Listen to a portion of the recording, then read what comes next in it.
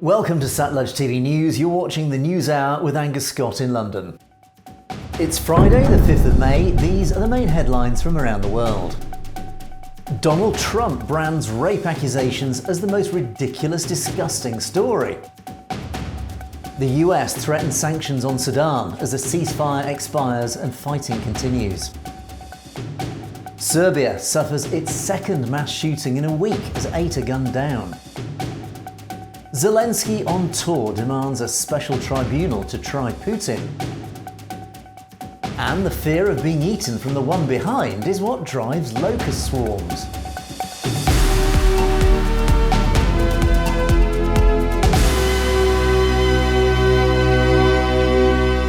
Welcome to the News Hour. These are today's main stories in detail.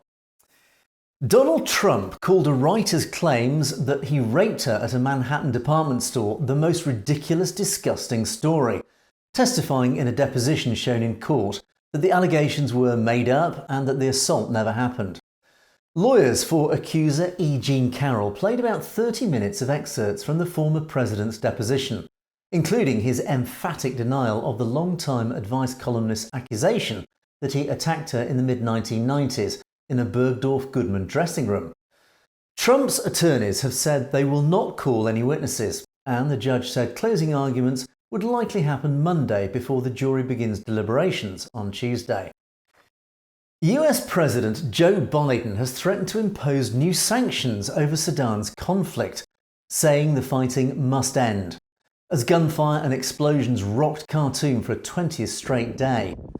Hundreds of people have been killed in Sudan since battles began on April the 15th between Army Chief Abdel Fattah al-Burhan's forces and his former deputy Mohammed Hamdan Daglow's Rapid Support Forces.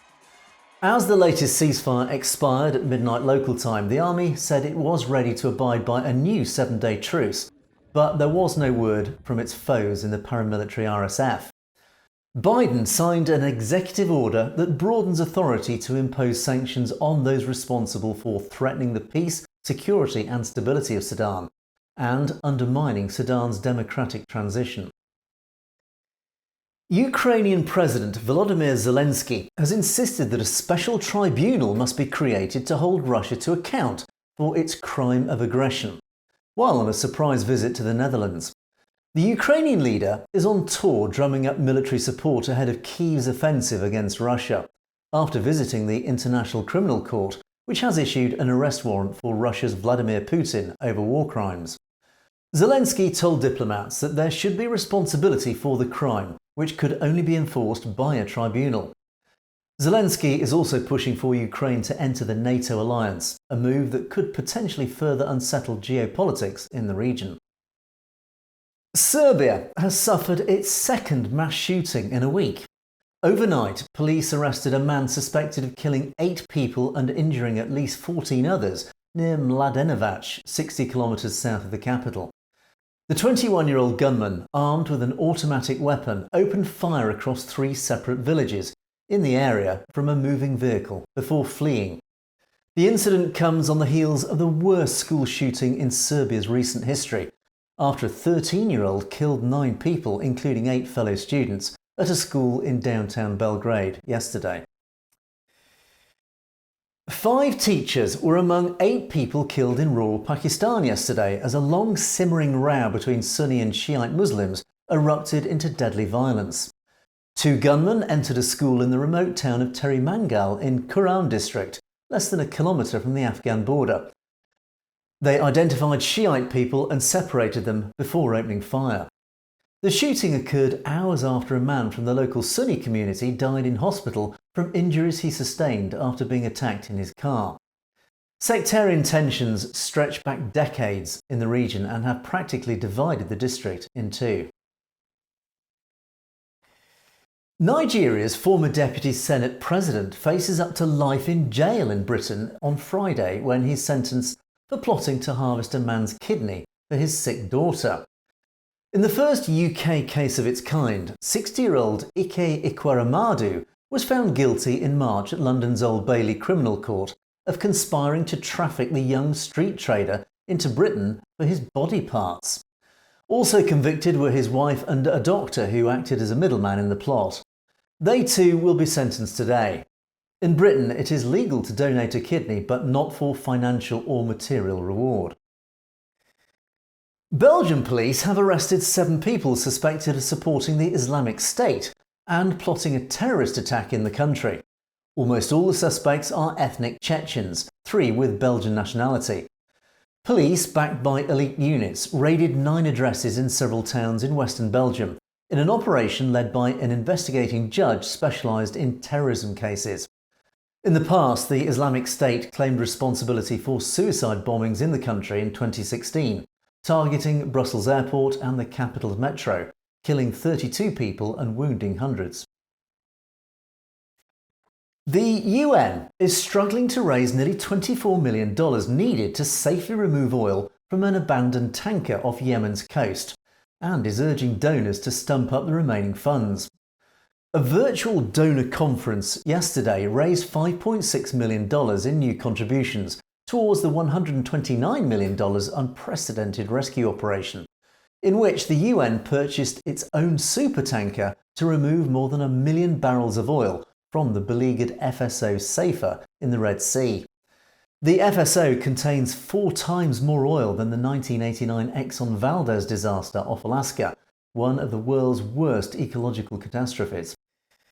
African countries are venturing into the space industry, hoping to reap rewards in agriculture, disaster prevention and security. Ivory Coast has announced the creation of a space agency and plans to build the country's first nano-satellite by 2024. In April, Kenya's first working satellite was put into orbit by a SpaceX rocket launched from the United States.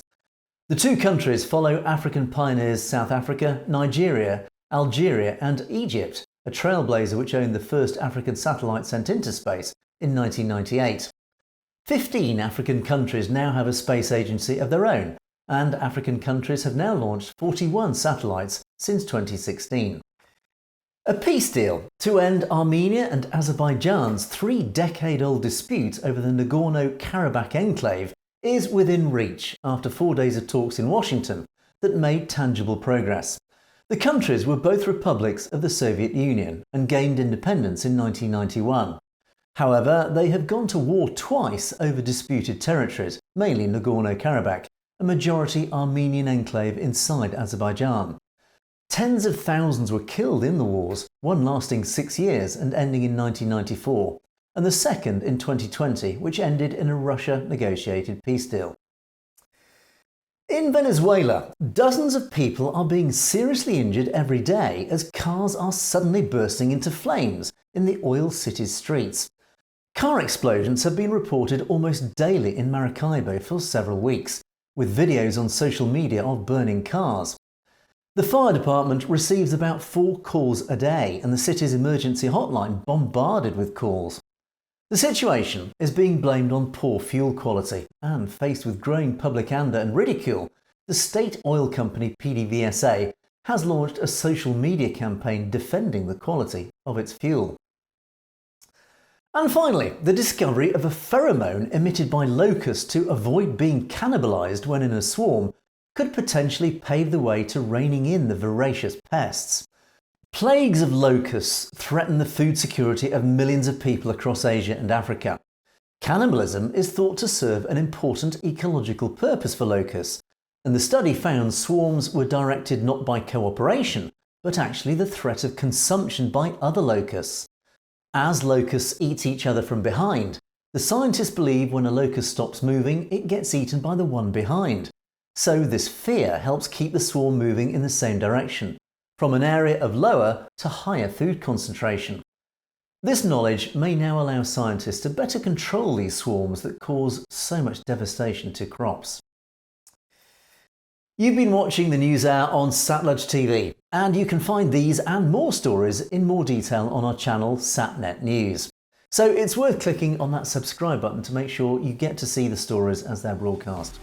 And don't forget, if you have any comments or opinions on any of our news stories, you can comment below or indeed drop us a direct message at message@satlujtv.com, and we would love to hear from you. In the meantime, thanks for watching. For Satluj TV News, I'm Angus Scott in London.